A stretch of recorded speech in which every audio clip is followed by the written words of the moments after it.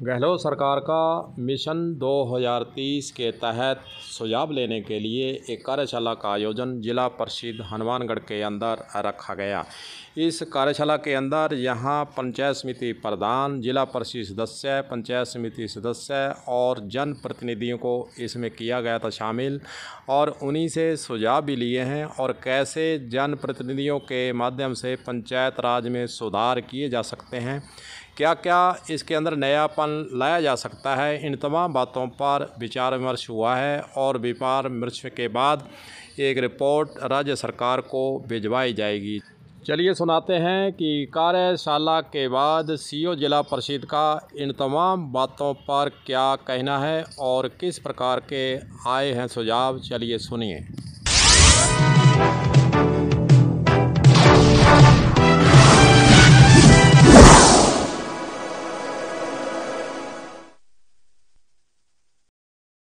जो 2030 तक राजस्थान कैसा होगा उसको अपने जहन में रखते हुए हम हमारे राजस्थान के लिए क्या ऐसी सोच लाएं जिससे हमारा राजस्थान प्रदेश आगे बढ़े, 10 गुना स्पीड से अपनी प्रगति करे। तो जिसका उन्होंने स्लोगन भी दिया है, नई सोच एक नई सुबह।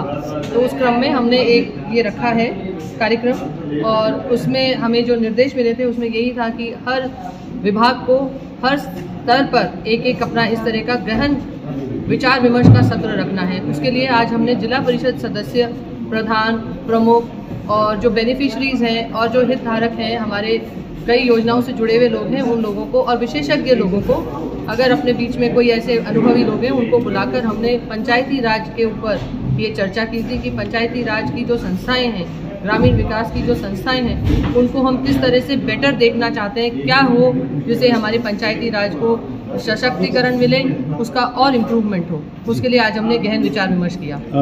अच्छा काम करें, लेकिन जो अधिकारी हैं वो बैठकों में नहीं आते, जैसा प्रधान नौश ने किया, इस पर क्या कार्रवाई करेंगे? ऐसा है, वो एक हो सकती है, एक क्या बोलते हैं उसको, एक्सेप्शन हो सकता है, बाकी सब जगह तो जाते हैं। हो सकता है किसी अधिकारी को उस दिन किसी अन्य बैठक में जाना हो और उसका अभी पूरी जानकारी मुझे भी नहीं है, लेकिन हम पाबंद करेंगे कि जो भी हमारे जो विभागीय अपने जो डीएलओज हैं या तो डीएलओज जाते हैं तो उनको, नहीं तो जो ब्लॉक लेवल के अधिकारी हैं वो तो ज़रूर उसमें आए। ऐसा अक्सर हो रहा है मैडम, हम लोग भी देख रहे हैं कई मीटिंग। इनका जो सिस्टम है उसको हम एक बार चेक कर लेते हैं कि वो किस तरह से उनको सूचित करते हैं। कई बार ऐसा होता है कि कोई चिट्ठी डाल के या ईमेल डाल के छोड़ देता है, उनको वहाँ से पंचायत समिति से प्रॉपर कम्युनिकेशन नहीं होता।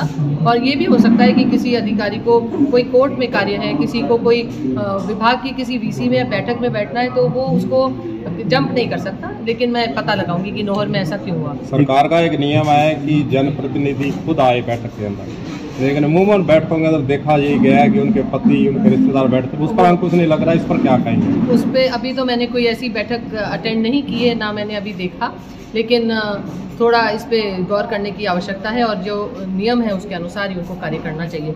उनको एक अलग दीर्घा में बैठाकर भी आप वो अपनी बात सुन सकते हैं, लेकिन वो बीच में नहीं पार्टिसिपेट कर सकते, किसी बीच में बोल नहीं सकते। तो इसको हम इंश्योर कराएंगे हमारे वीडियो साहिबान को के।